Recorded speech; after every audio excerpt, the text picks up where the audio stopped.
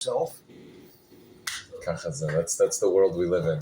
Well, I have to then put on my disguise because I don't want You're not going to be in the picture. show myself right? publicly. So you're still in the witness protection program. To a man of your gender. It's an excellent program, by the way. Uh-huh. I haven't killed anybody in years. Great. I promise that I wouldn't. So we're saying that this world is by definition gvul, right? The physical world, the world that Hashem created is by nature is limited, gvul. Okay, that's what we're saying, and we're saying that Hashem is enlivening this by injecting a light, an infinite light into it. I think this just turned to heat or something. I don't know. I'm just all of a sudden it just started blowing hot air. What are you doing? I don't know. Something happened. We have a technician called Mr. Chernin. It's not me, right? It's not just me. It's cold? Cold. Oh, yeah? Okay, I'm getting some, I guess, a Hot breeze flashes from a little earlier in the way. or maybe from the... I lit a little campfire. Oh, the door's wide open. This Okay. way. You get it? Okay, thanks. And then Hashem put this infinite light, the certain element of this infinite light into this tzimtzum, into this not light. And that is basically, that combo is our world, the world of gvul, the world of nature, the world of chemistry and physics and mechanical engineering and civics and all of the laws, all of the mechanics of how the world works and atoms and nature, the laws of nature, all of the laws of nature and the laws of human nature and animal nature, and all of that is all bound. It's all there, and that's our world. And even the way that God's light comes into the world, and the Seder Hishtalshalos and the Spheros, Hashem created this whole system and whole working and laws and system to allow that light to be manifest in our world, that it doesn't vaporize our world, and that we live not seeing Hashem, but totally animated by Hashem. And we spoke earlier that we're able to see this infinity that is coursing through the veins of nature when we look at how the planets and stars continue to spin and continue on their course, unebbing, unwavering, without ceasing in any strength or direction or course whatsoever.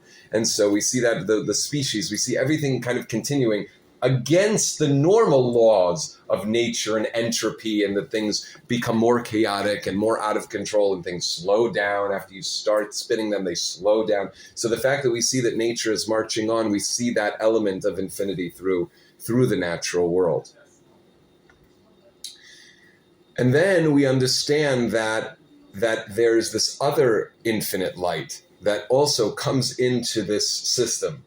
But it doesn't flow through the normal checks and balances. It doesn't flow through the normal laws that Hashem set up in the creation of the world. Okay? And that light, that godly light, it expresses itself through miracles. And the miracles that we're really focusing on are the miracles that can take over nature. That kind of take over nature and control nature. And its nature is, the laws of nature are still, or the vehicle of nature is still driving, right? The car is still on the road. It's still operational, but the driver is God, okay? GPS is saying go left, but this wheel is turning right, okay? God is in control. Nature exists, but God is in control. And we said that this is connected to a certain avoda, a certain divine service, which is connected to this period of time, especially this period of time where there's no Beis HaMikdash, where we don't see God, where godliness is not something that is intuitive at all. It's something that we have to see outside of ourselves. And so when we are completely, we're nature. We're just bound by our nature and the laws of nature, and that's what we see, and that's what we grow up with, seeing nature and the laws of nature. We go to school and learn about the laws of nature, and we learn and experience nature and the world as it is. As it is, with the rules and the laws, and this is what you do. If you do this, this happens, and this tick, tick, tick, tick, tick, tick, and it's this is how the world works, and that's how we see it. And yet, when we decide, when we have a nature that our nature is fully present, it's fully our capacities are fully there. We have our mind and our body and our emotions and everything is there, and we want to take a nap, but we get up and we learn. We want to close our fists, but we open our fists and give tzedakah. We want to speak lashon hara, but we don't speak lashon hara. We say something nice. We're angry, but we dance and we're happy.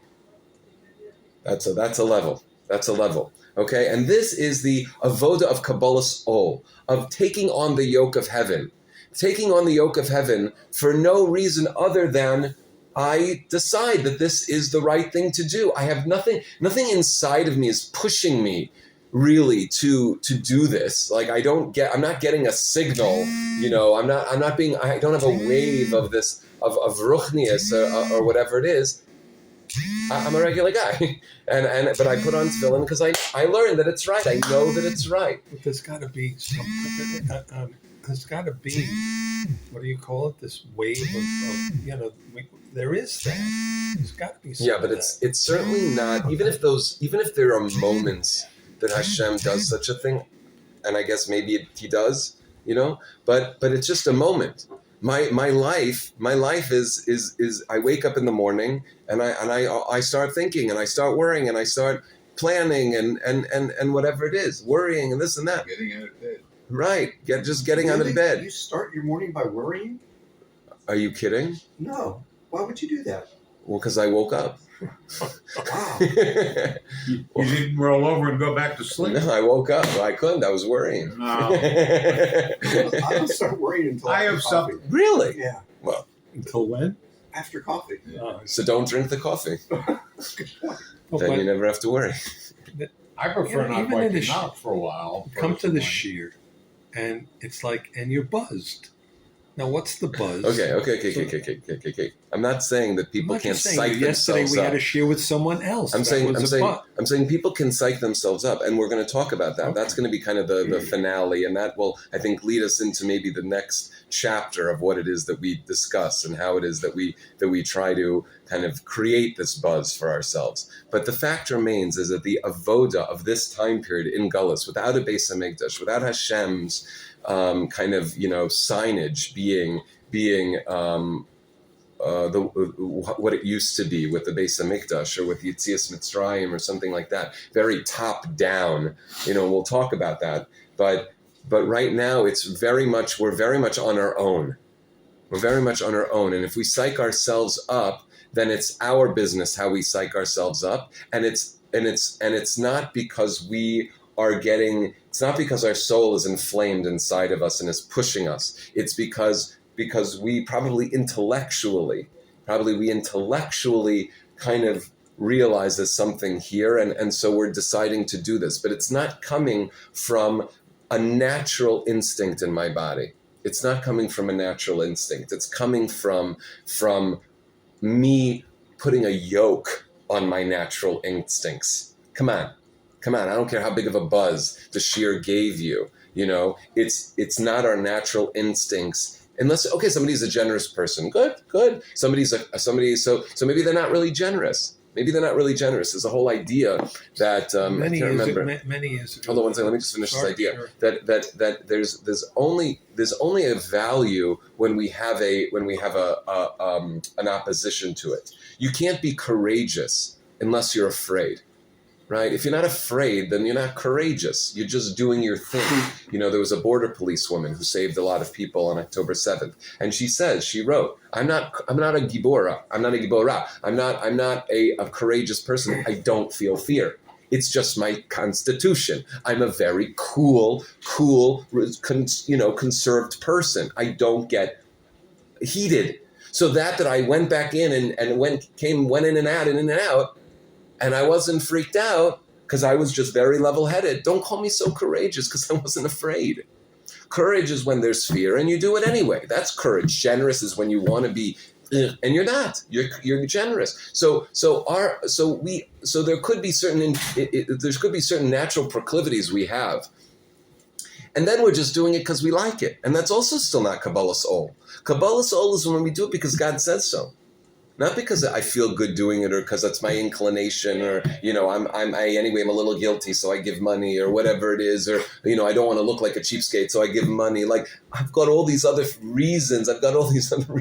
Why I'm doing things. It's socially acceptable that I go to Minyan and da-da-da-da-da. So it's like, what I'm doing, when I'm really doing it for God's will, it's because it's against my natural instinct. It's against the knee jerk. The knee jerk is to go back to bed. The knee jerk is to stay pissed off. The knee jerk is to be angry and to talk lashon hara. That's the knee jerk. Right? that's the knee jerk. But look out for yourself. Be motivated, selfish, be entitled, get what you want. That's it. To think that and that's how nature works. Nature, the what are the fittest? Evolution, the survival of the fittest, right? Nature, people, philosophers that discuss nature, right? They're talking. It's a very cruel kind of system, And even that the Jewish people are still alive is completely against nature. Right, the Rebbe discussed that the natural state of the Jews is we're a sheep surrounded by 70 wolves, and so if God didn't have some kind of extra protection that He's doing, and that I think is part of this miracle, this light that comes into the system, right, that expresses itself through miracles that control nature, that are using the vehicle of nature. That's how we're all here. Because otherwise we would be wiped out like that, because nature is the strong survive and the weak don't. Right? The might makes right. Right? That's nature. And so when we are doing the Ratzon Hashem, because it's the Ratzon Hashem, we are doing that as something we are grasping something that is external to our instinctual nature. It's us going against our natures and choosing to do something, even though it may feel normal, it may feel natural, it may feel whatever. Well, maybe it shouldn't feel so natural and normal. Maybe you should think about it. Maybe we should think, it's just like I do this. Why do I do anything that I do? That's probably a good thing to ask yourself once in a while when you're doing something. Why am I doing this? Why am I doing this? Because bitachon and avodas Hashem is so much about your kavanah of why you're doing it. And if you're doing things because you're fulfilling your obligations to Hashem, that is like carte blanche to trust in God. When I'm doing things because I'm looking for favor in other people's eyes, because I'm looking for the easy way out, because I'm looking for people to do nice things for me, because, I don't want to be looked at as a schmuck. Like, if that's why I'm doing those things, then then I'm really just self-seeking completely. Okay, and so that's still my nature. But what I'm really doing, what? Nothing. Okay. When I'm doing avodas Hashem, though, because God told me to do it, because these are the rules of God, and I believe that. So then I am being makabel ol. I'm being makabel ol. I would go, east, and I'm going west. Okay, I would go east, but I'm going west. I go left, but I'm going right because God said so. So that is kabbalas ol. That's attaching a yoke to my neck and letting God kind of steer me where He says to go, not where I would want to go. Okay. So buzz be damned. Our knee jerk and our instinctual work, even when we do a lot of mitzvahs, can be very much. It's not what the real avoda is. It's against our intuition. It's against our natural proclivity. Okay, or else it's not kind of worth that much because it's just what we would do anyway. Okay, Yasher Koach. These times to do things. Pardon? There are no people at these times to do things according to the understanding what Hashem wants and doing. Of course. But I'm just trying to speak to speaking to this idea that, well, wait, sometimes it feels good, or sometimes I do it because I believe it, or because I am feeling inspired. And I would say that those times are things that we can psych ourselves up. We can get inspired. But those periods of time are also, I believe, that they're coming from external stimuli. external stimuli that touch us. They're not coming from a wavelength that is coming from our neshama. That's something that happens by internal stimuli. That would be an internal stimuli. There would be some kind of internal stimuli that our soul is, and we just have to kind of go with the flow. That our knee jerk. The Baal Tanya talks about this when he talks about a tzaddik. When a tzaddik, who's really a tzaddik, not a Beinoni who's just doing everything right, but an actual tzaddik. What is that? What is the definition of a tzaddik versus a Beinoni who does everything right? If you follow them 24/7, they're both doing the same thing. They're both doing the same thing. The tzaddik has no inclination to do anything different than that. That's what the tzaddik's inclination is to do. Okay, I once heard Rav Shais Taub. He's got great stuff on the Tanya. And mapping the Tanya is an amazing shiur to listen to kind of get an overview of what the Tanya really is, the project of the Tanya in kind of an overview way. And he says that if you want to check if you're a tzaddik, just don't think for 24 hours and just do whatever it is you want to do. And if you didn't do an aveira, you're a tzaddik. That's great. Okay? But the rest of us are fighting, are in challenge with our animal soul, which is still giving us a run for our money. And we're either falling occasionally, or we're never falling, and then we're a real Beinoni. We're a real Beinoni that is able to never allow their animal soul the seat at the table or the driver's seat. They're sitting in the passenger seat, but they're not sitting in the driver's seat. But again, to do that is to go against the grain, of our natural instincts, and that is something that we are makabel all to do that. Okay? Now, I'm not saying at the time of the Beis Hamikdash there was no such thing as a Beinoni. Everybody was a tzaddik. Okay? But it was a different metzias. It was a different reality that was there when the Beis Hamikdash was. Okay? We learned the other day that we have our blood. Okay? We have our blood. And our blood has a certain vapor. Okay? It has a certain vapor. I don't know if there's a physical writing about this, but I think air and blood don't really go well together. But there's this vapor, there's this steam, and on our blood's vapor is where rests our animal soul, our nefesh achiyunis, the animal soul, the soul that gets us to go to sleep and eat and keeps us alive and make sure we take care of our most basic needs.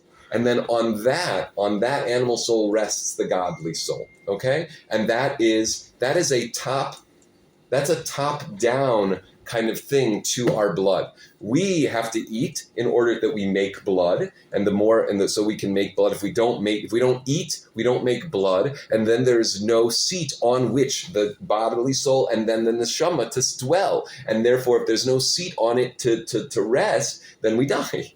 Okay? It's not really because we don't eat. It's not because we starve to death. It's because there's no blood, and because there's no blood, we disconnect the neshama from the blood. Okay, there's no new blood or no vapor that can then house and be a resting place for the spiritual things that are enlivening us. Okay, so that is when the Beis Hamikdash was around, so that was a very powerful channel of inspiration. And the avoda then was this bittul of just going with it, not to go with your animal soul, but to go with this yichudi law that Hashem. You can think of it as hisarusa de la'ela, like in Yetzias Mitzrayim, where we were not really on board with anything. We were like an infant, basically. We had no real mind of our own, or no real thing to contribute, but Hashem kind of put in all the electricity top down, and we just had to kind of go with that flow. And that's called the bittul of Yehuda Ilah. That's not Kabbalah's all. That's that my whole system is being a vehicle for this it's like being influenced by like a drug or something. Like Hashem's IV is giving me an IV drip of ruchnius. And therefore I just have to go with that. And my nature is kind of like incapacitated. Because I've got this IV drip of godliness that's coming through above and coursing through my blood, and my nature is kind of like, paralyzed. It kind of like has a paralyzing effect, or goes to sleep or whatever, and I just have to be mevatel to this flow, to my own mitzias. My own mitzias is going to God, and I just have to go with it.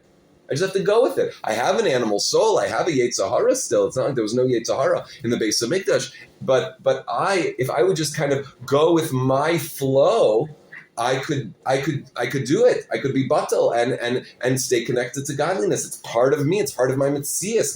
My the way Hashem built me is He could put in this IV drip, and I get a rolling start or whatever it is, and can go with that.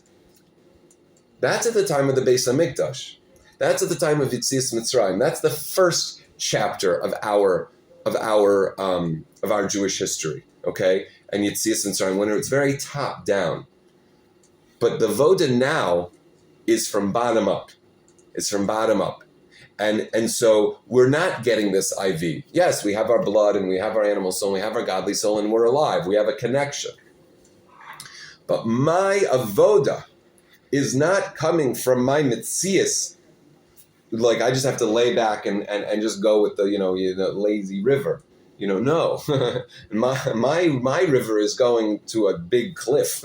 I have to get out of the river. I have to swim upstream. And that's Kabbalah's Ol. That's where we are right now. And my swimming upstream goes against my mitzias. My mitzias is downstream to the gorge. Okay, to the big waterfall. Okay, that's my stream. That's my river. I have to swim upstream. But she really wanted to hear the share, so. Oh, it's okay. Yeah. So it's the Kabbalah's Ol. It's accepting something from external to our mitzias, our reality, external to us. So we say, okay, we're going to go listen to a shir. We're going to go read some Torah. We're going to go think and meditate on Hashem. What can I do to get my thinking on track?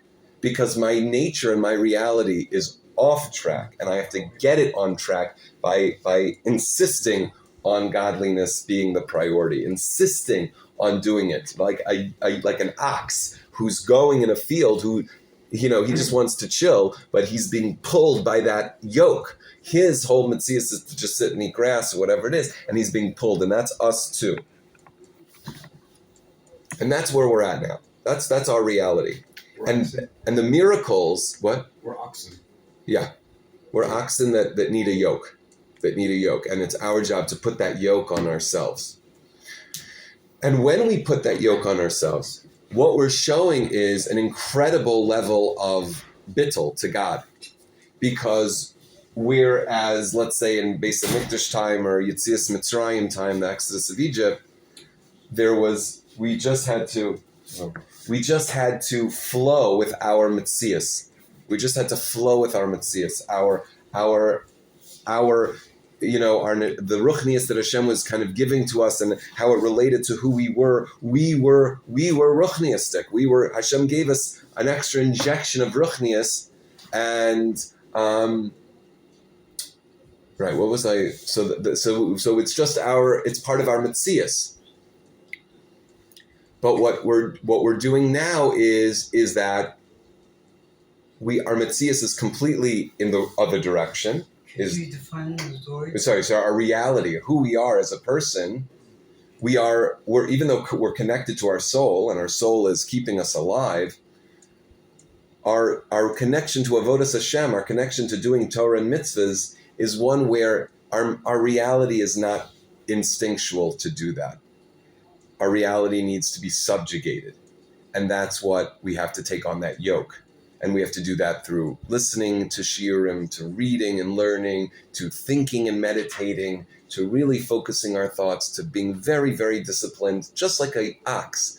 You have to be very disciplined with him to make sure he goes what? It has to be individualistic by yourself. You have to. Well, I don't know. We need it. The discipline. Discipline, yes, discipline is usually an individual, but we can help with discipline if we have a group. A group and partners and things like that can majorly help with discipline. To meditate with other people around is a different experience than meditating by yourself.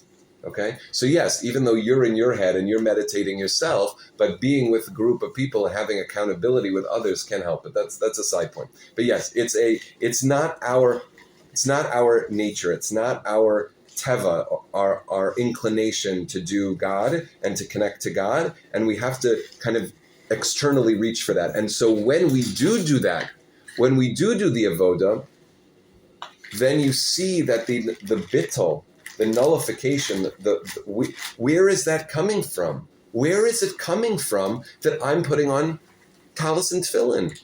Where is it coming from that I gave tzedakah? Where is it coming from that I'm telling the guy, the jerk, I'm telling him a good word? And I'm saying, yesher koach. Where is that coming from? God. It's coming from God. It's showing that it's God. It's because of God. It's not because of us. It's not because of us. Obviously, we're the ones who are putting on the yoke, right? We're the ones that have to do the discipline. We're the ones that are taking the actions. We're the ones that are deciding to do the avoda. And we're doing the work. But why? Why? Where is it coming from? Where is it coming from? Where did we think to do such a thing? It's God. Just let's keep speaking this out. It's God. It shows God's control and manifest in the world. It shows God's manifestation in the world. Whereas, to bring it back to when we had the Beis Hamikdash, when we had Yetzias Mitzrayim, when Hashem was injecting us with this awakening from above. Why were we doing it? Why? Why was I doing Torah and mitzvahs then? Why was I connecting to God? Why was I davening? Because I felt so good. Because my nature was pushing me to that. It wasn't just God. It was me. I felt good. It was part of what my makeup was telling me to do. God was putting an injection in me, and he was waking me up in this way when there was a Beis Hamikdash and when there was this great revelation. And so it was just part of my makeup to respond that way, to start doing Torah and mitzvahs. It was part of my makeup. When Hashem gives me a sleeping pill, I go to sleep. That's part of my makeup. When he gives me an injection of ruchnius and he's putting this wavelength in the world and I do Torah and mitzvahs, because that's how he made me. That's how he made me to do that. So when I'm doing the Torah and the mitzvahs, when I'm doing the avodas Hashem, what does it show? This is how I'm made. That's how I'm made. Take some credit. You have to take some credit for it. Hold on, we're taking no credit over here. Well, just 1 second, but where we? It's kind of a fuch what you're saying. Then this is what's taken me difficult to understand, is because like this time you say, well, it's you. Take some credit. Or in Kabbalah's Ol, that's for sure you, because you had to pump yourself up. You had to do all the discipline. What do you mean God? What do you mean it's all God? It's not all God. That's all you. No. Even though it is my decision, even though it's my avoda, even though it's my discipline and my working and my thinking and my avoda, whatever I manage to be able to do, it's showing God's control and manifestation, because I'm doing it as an Eved Hashem. I'm doing it because Hashem said so, not because I'm feeling XYZ. Not because, and even if I do feel XYZ, even if I pump myself up and I discipline, I have great meditation and I'm buzzing, it's still Kabbalah's Ol. That work that I did on myself, or that a tzaddik does on themselves, that they're in it, and they feel it, and they're motivated, and all of these things, and they're doing the right things. That's also Kabbalah's Ol, because they had to work and do that. But it shows that it's God.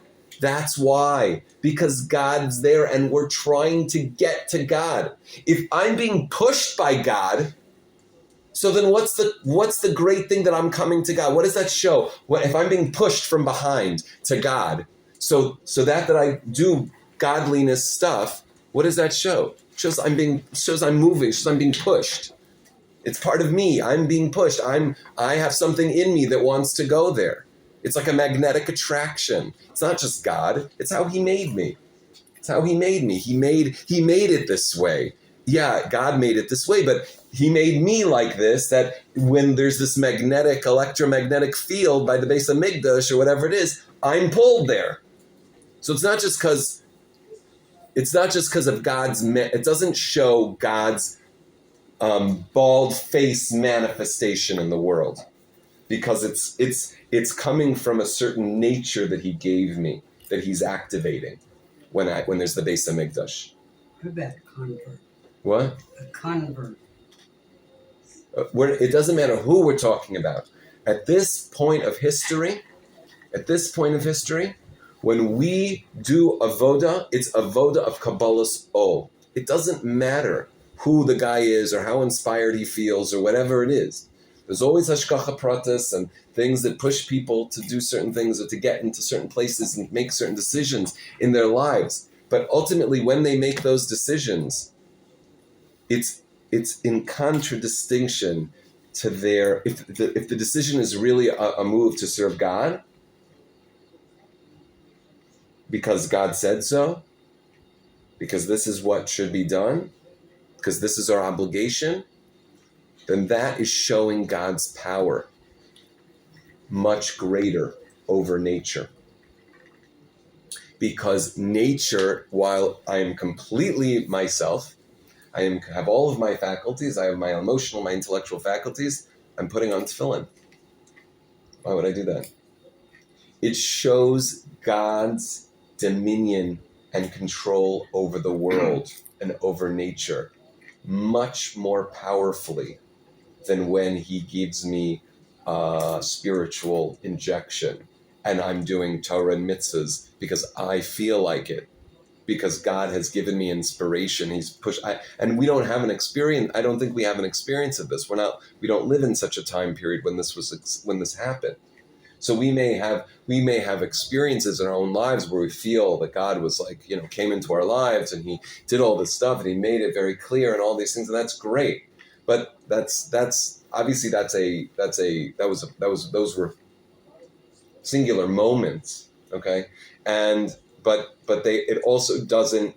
It's not our day-to-day what we're trying to do and where we must go in our avoda at this time, which is that I need to get myself to do God's will because that's my responsibility. Look at what God did for me. Look at all He gave for me. Whatever I have to tell myself to get there, to do it, and hopefully feel like I'm doing a good thing, not like I'm schlepping through life. That's also not avodas Hashem, but to do it with simcha and with joy.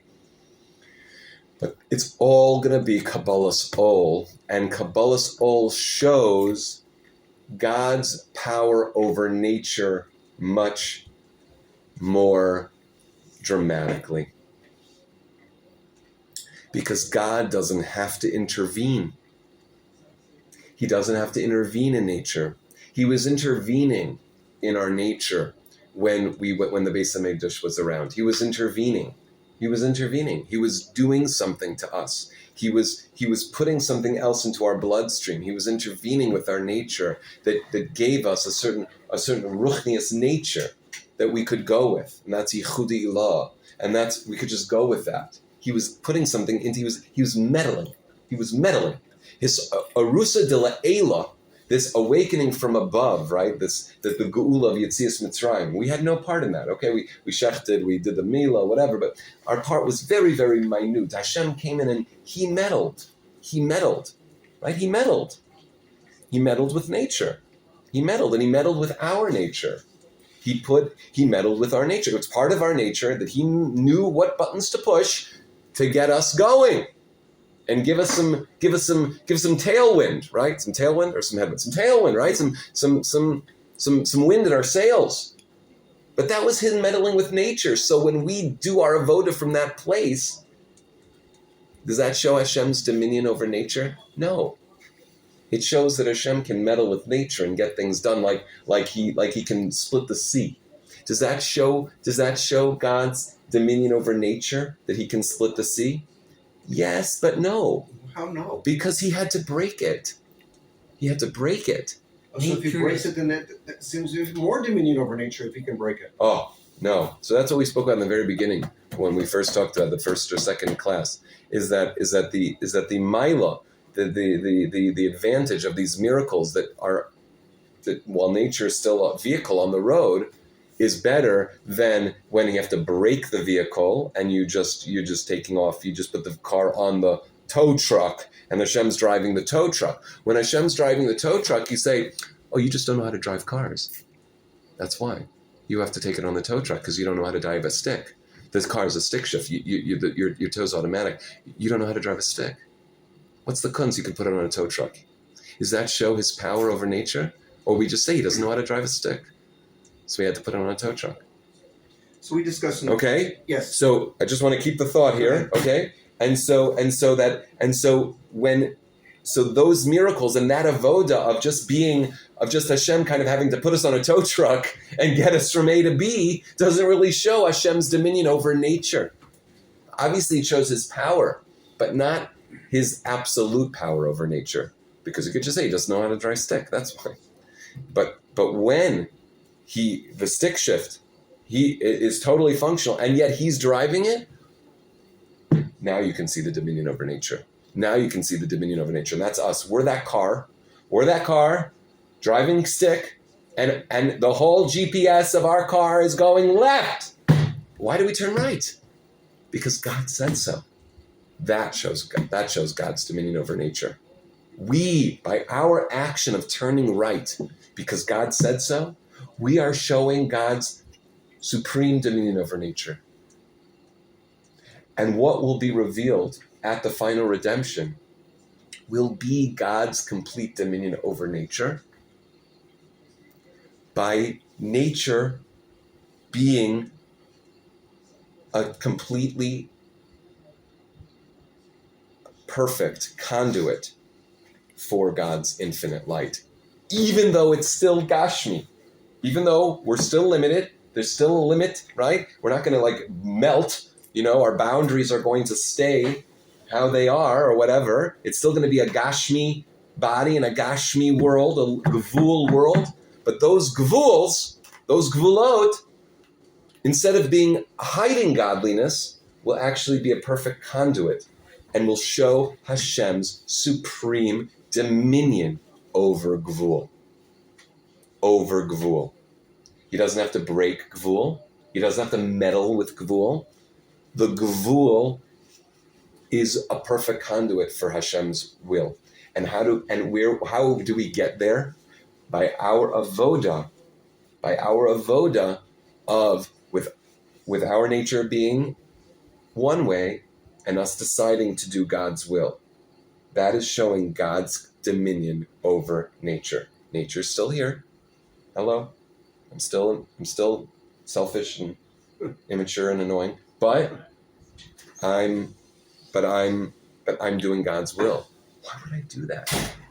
Because that is showing God's power over the world, over nature, in a supreme expression. It was my choice, thank you very much, but it was, and that God needs me kind of to do that, but it's showing God's power over nature. He didn't have to meddle with it, and yet he's still controlling it. He didn't even have to meddle. He didn't have to meddle. I just wanted to do it. I decided God's will is right, and I did it. So without meddling, my choice exhibits and expresses God's complete dominion over nature. Because Nature's not like that, and yet I still did it. My nature is to be selfish, and I was selfless. Nature is to be a jerk, and I was nice. Yeah. Let the people have sheep. Yeah, Bechira Chavshas, sure. But we have to know, Bechira Chavshas is an interesting idea in Chabad, in the Rebbe. The Rebbe has a, but yes, our normal, let's say our typical understanding of Bechira Chavshas. Choice. Thank you. So, okay, we're going to pause here. Okay? But I think this is a good place. I think we, this is what we're working to understand. Why the vote of accepting the yoke of heaven, despite our natures being who what it is, okay? Grubba nature, that we still can, when we do avodas Hashem, when we're makabel ol, we show on a higher level, the most sublime level, Hashem's control over nature, and that will be finally revealed in a revealed way. Erenu niflos, I'm going to show the wonders at the final redemption, la'asid lavo, when nature, because of our work, and we're going to talk about it, because of our work that we're doing it, which actually facilitates and allows this revelation to happen, that the entire physical world, Gashmi, even though it's Gashmi and Teva, will be a perfect, transparent conduit for God's dominion and God's light and His infinitude.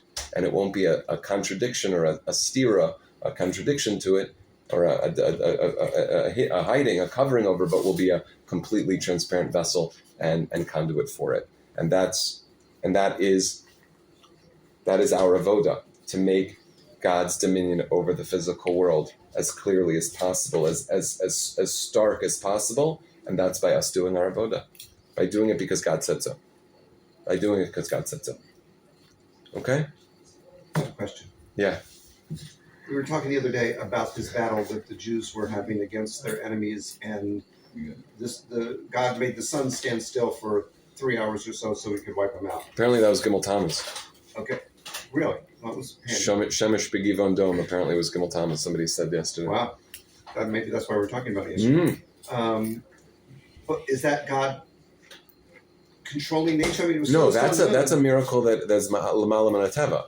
That's a miracle that's l'mayla min hateva. That Hashem was still during that time doing miracles that were l'mayla min hateva, and that was the time of towards the that I don't know if the Beis Hamikdash was the Mishkan was there, and then the Beis Hamikdash, that Hashem was meddling in nature more. His meddling in nature was more pronounced.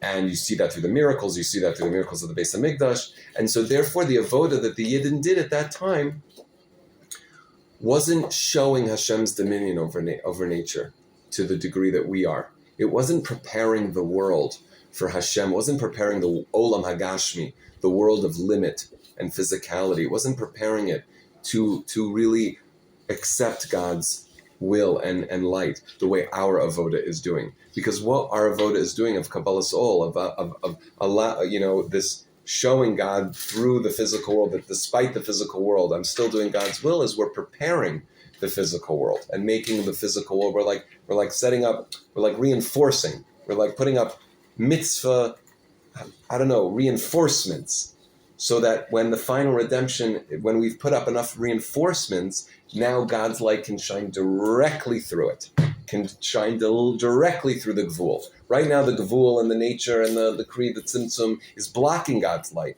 But because we're putting enough reinforcements with every mitzvah and Torah and Ma'aseh Tovim that we do, we're putting up these light channel reinforcements, that when the time of the Beis Hamikdash, when Hashem's infinite light came into the world, it busted up the sea, it busted up everything, busted up the phone. Busted up the phone and the camera and the video. Yeah, that's all right. Cucumber does that. Because the world wasn't prepared for that light.